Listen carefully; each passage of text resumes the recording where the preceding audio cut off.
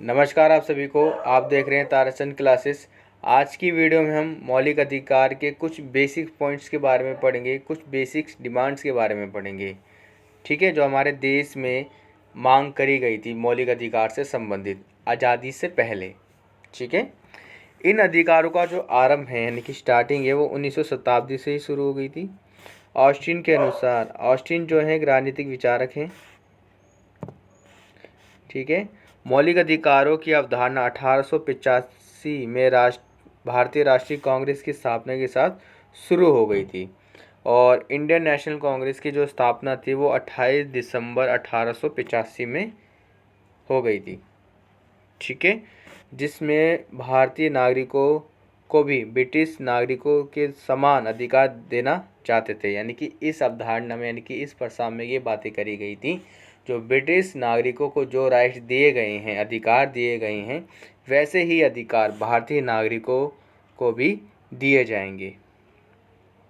ठीक है, और ऑस्टिन एक राजनीतिक विचारक थे, इन्होंने ऐसी बात कही थी उस समय भी।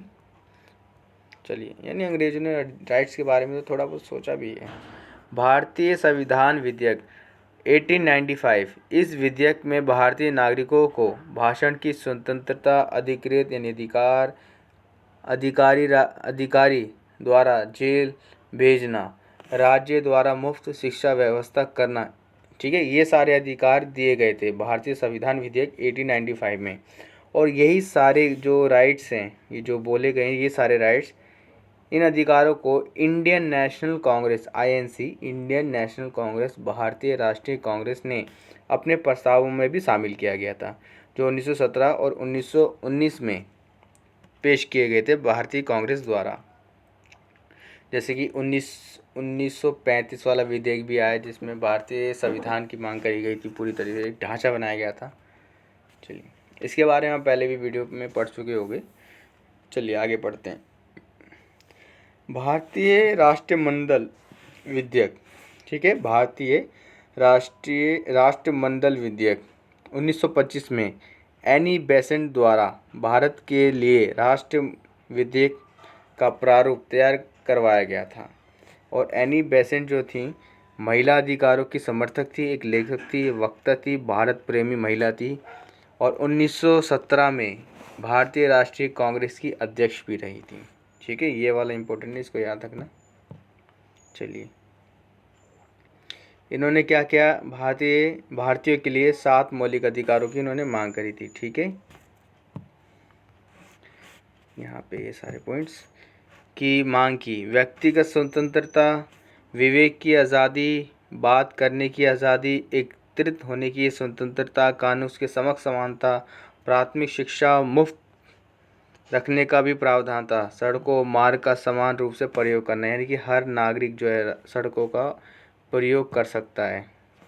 आपको ये बात आपको अजीब लग रही हो कि क्या सड़कों का भी यूज़ नहीं, पहले के टाइम में ऐसा होता था कि जो रास्ते बना दिए गए तो कुछ ही लोग उसका यूज़ करेंगे।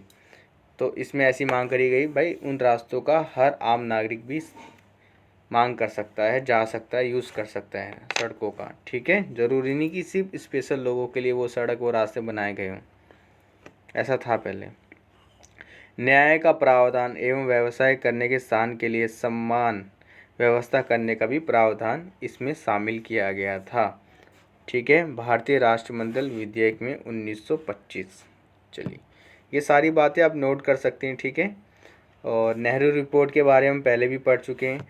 राष्ट्रमंडल विधेयक के तुरंत बाद नेहरू रिपोर्ट आई थी और नेहरू रिपोर्ट के ऊपर आप पहले भी वीडियो देख चुके हैं, अगर आप सीरियल वाइज वीडियो देखते आ रहे हैं तो।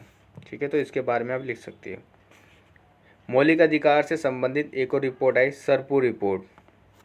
इसका जो नाम था कि किन के नाम पे रखी गई थी, ये रखी गई थी सर तेज बहादुर सरपू।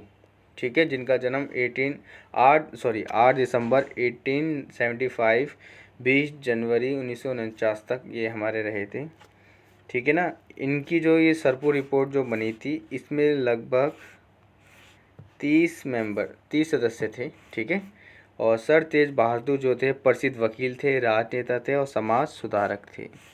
कि सब अपनी लाइफ में इन्होंने हासिल किया था, ये सब थे। ठीक है, सरपुर रिपोर्ट में कहा गया था कि संविधान के आदेश अनुसार सरकार समाज के दो विभिन्न समूहों के बीच राजनीतिक, सामाजिक, धार्मिक को समान रूप से लागू करे। ठीक है। समिति का कार्य था कि भारत के भविष्य के लिए संविधान निर्माण के कार्य गति प्रदान करना। ठीक है ना।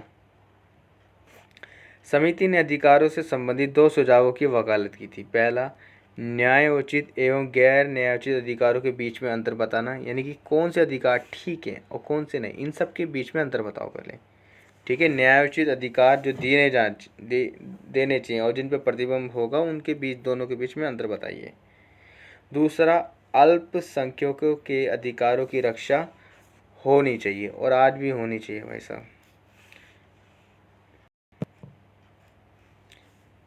बोला जाता है सबको पढ़ाओ, रोज़गार किसी को नहीं देते, लेकिन भाई इन सब के बारे में भी सोचना चाहिए कि पढ़ाते सबको रोज़गार भी देना ज़रूरी है।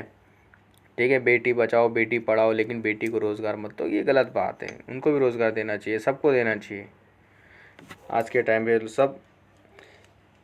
चलो कोई नहीं, हम आगे बढ़ते हैं। सबको राइट्स मिलने चाहिए भाई, काम सबको मिलना चाहिए।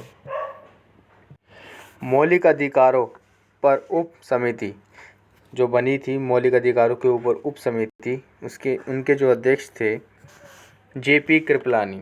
ठीक है। जेपी कृपलानी थे अध्यक्ष, मौलिक अधिकारों पर उप समिति के अध्यक्ष। ठीक है। मौलिक अधिकार समिति के अध्यक्ष सरदार वल्लभ भाई पटेल थे और उप समिति के अध्यक्ष जेपी कृपलानी थे। ठीक है। विभिन्न वर्ग के प्रतिनिधि शामिल थे, महिलाएं भी शामिल थी। एग्जाम्पल के अमृत कौर, हंसा मेहता, इनके बारे में आप गूगल कर सकते हैं, इनके बारे में और अच्छी जानकारी मिलेगी आपको। ठीक है। सभी को राइट्स मिलना चाहिए। चलो, समिति का प्रमुख निर्णय मौलिक अधिकारों को न्यायोचित मानना एवं न्याय अधिकृत अधिकार स्वीकार करना। इस समिति के सुझावों को संविधान के भाग 3 में शामिल किया गया है। ठीक है। आई होप आपको ये सारी बातें समझ आई होंगी। आज की वीडियो में हमने कुछ बेसिक बातों के बारे में पढ़ा है। ठीक है।